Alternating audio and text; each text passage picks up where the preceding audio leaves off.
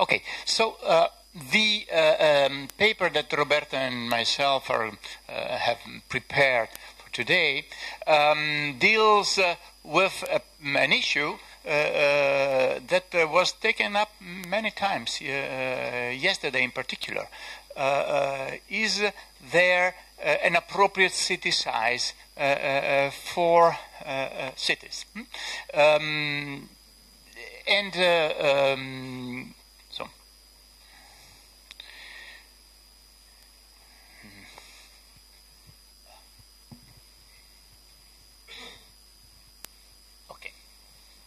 So, and we tried to go back to the origins of this reflection in regional science. So, to Bill Alonso's paper, famous paper in '71, and rereading that paper, we realized that he left us an heritage, a huge paradox. He said, I'm going to reflect on the possibilities of defining an optimal city size. So how big is too big? How big is big enough? But at the end of the paper he said, well, okay, this is a theoretical reflection, but probably an optimal city size exists for every city, each and every city. So an infinite city size, optimal city size, or a unique city size. And if we look in depth, we find that also in the theoretical models of urban land use and urban size, the well-known trajectory, Alonso Muth, Fujita, etc., we have a similar paradox. The general model and the open city model ends up with cities of the same size. And when, for example, Henderson intervened on that in order to bring modeling closer to reality, he said, well, let's suppose that every city has a specialization, so different production functions, so an optimal city size, or not an optimal, a city size, an equilibrium city size for all and each city. So we would like to come out, in a sense, from this paradox, but taking the same challenge. So what happened since the 70s? Given this unsettled paradox, for a long time, scientific efforts were directed towards a similar, but not the same problem, which is the identification of the reasons and elements that affect urban size, and in particular benefits of urban size and cost of urban size. We, in this paradox, are taking up and want to follow a kind of intermediate position, assuming between one optimal and infinite optimal sizes, assuming the cities are comparable. Fernand Braudel said, a city is a city. So cities can be compared. Cities, in a sense, share the same production function with multiplicity of elements, and in particular territorial capital elements. So in making that, the possibilities of comparing cities stays, but at the same time, each city maintains its own specificity according to the factors, the endowment of the different factors that may affect urban benefits and urban costs. So what does the theory suggest in terms of elements defining and determining urban size? Indivisibilities and productivity, urban diversity, Chinitz and Jacobs, agglomeration as a facilitator of social interaction, agglomeration and human capital, human capital and local synergies as sources of learning. So we come closer to the idea of a local milieu, the city as a local milieu. Amenities as sources of urban attractiveness.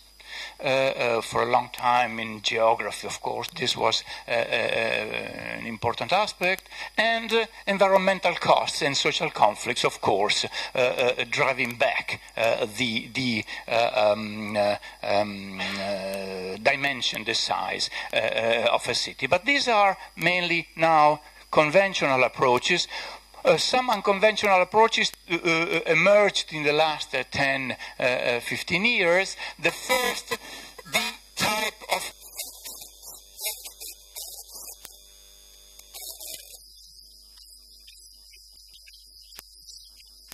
is just to provide, I don't know, low-level services. A gasoline station and a cafe. Probably your efficient size is 50%. While if you host top functions in finance, private services, etc., your size increases, and this is well known. The second, city networks, the interaction, the new element of intercity and interregional interaction. Jeff was speaking about that, but we also saw something in the idea of having Rabat and Casablanca cooperating, remaining separated but cooperating in some sense. And here, in an old paper of mine, I was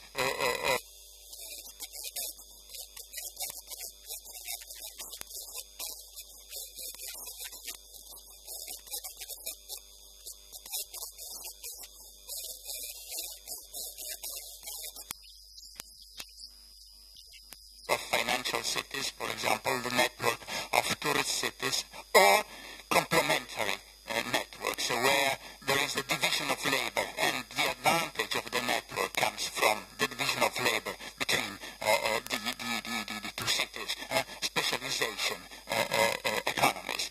And lastly, urban form. So planning elements come into, and all the problems of land consumption, the problem of stopping sprawl, can be taken into account, because in fact we know that compactness is related to efficiency in transportation, efficiency in the provision of services, etc.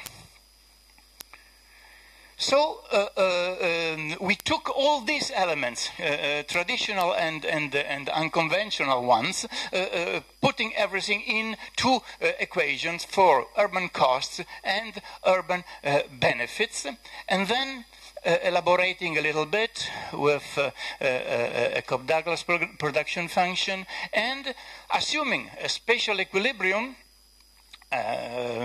marginal cost equal marginal benefits, because our point of view is the one of optimization from a governmental point of view. We equate marginal costs and marginal benefits, and come out with the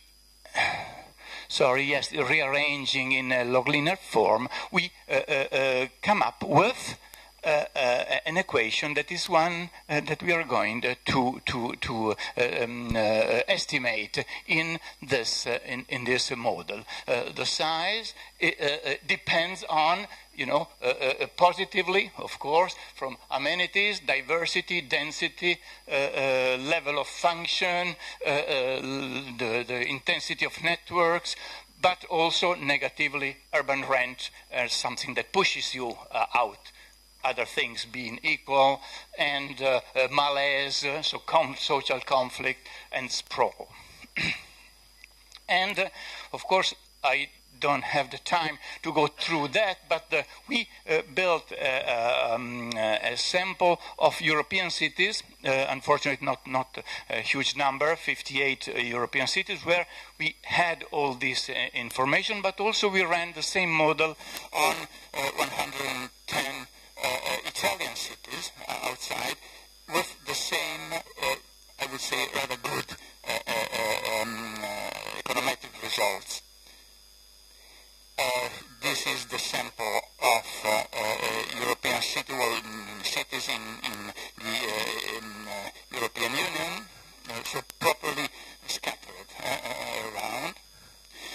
And these are the results, and you know,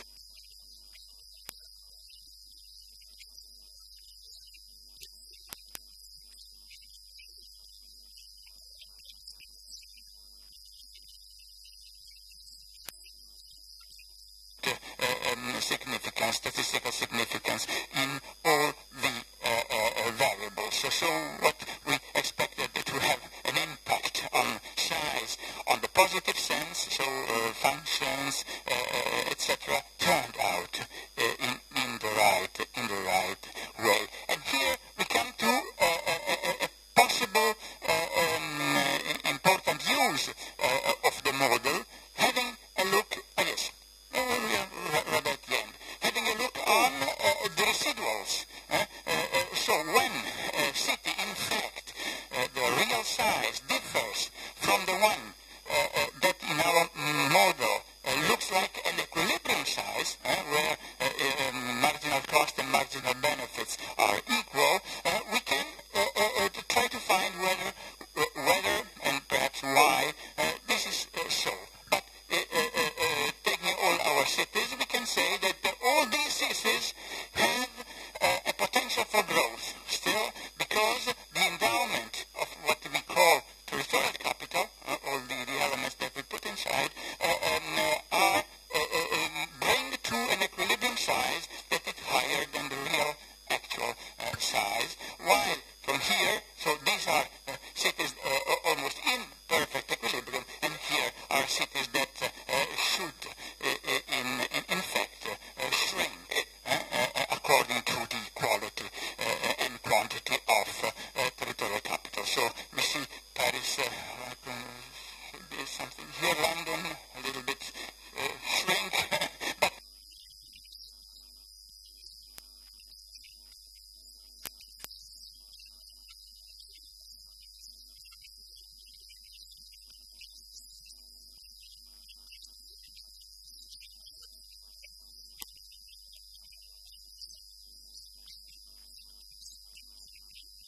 have an impact on urban size, or inside these, the quality of the local governance that could, in fact, beyond what we can measure, bring a different or a higher, well, support, let's say, a higher dimension for the city. So this is the model with some instrumental variables, as there are some problems of heterogeneity. And here are the conclusions. So what we made is trying to find an intermediate position between the two extremes of the Alonso's paradox, identifying some equilibrium size of the city. The evidence suggests that the many recent conceptual paradigms explain much of the current disparities in terms of urban performance and urban size, both traditional elements that we know, and some new ideas, also related to the effect of planning and appropriate urban form on let's say, the efficiency of the city. cost and benefits. While rents and urban rent represent the single highest cost associated to urban size, cities now benefit not only from attracting highly educated professionals and hosting a rich and diversified labor market, but also from pure amenities and a compact city form. So fighting urban sprawls matters and has an important effect. Being connected to a network also fosters urban performance, of course, and this is something that we saw also before. Of course, when we speak about urban networks, we don't look only to interactions. Interactions are everywhere, but really cooperation. Something going beyond the probability of interaction in a gravity model, let's say. The residual between the predicted and the actual size for each city may be interpreted as an effect of our ignorance, as I said before, on other determinants of urban size, effect of good or bad urban governments, or some growth and decline potential for each city. Planning and urban policies matter when smartly integrated with a sound economic strategy. So you saw that there are different elements coming from land use planning, let's say, or strategic planning or structure plans, as we saw yesterday. Keeping diversity, targeting a jump over superior urban functions and trans-territorial networking matters. Thank you.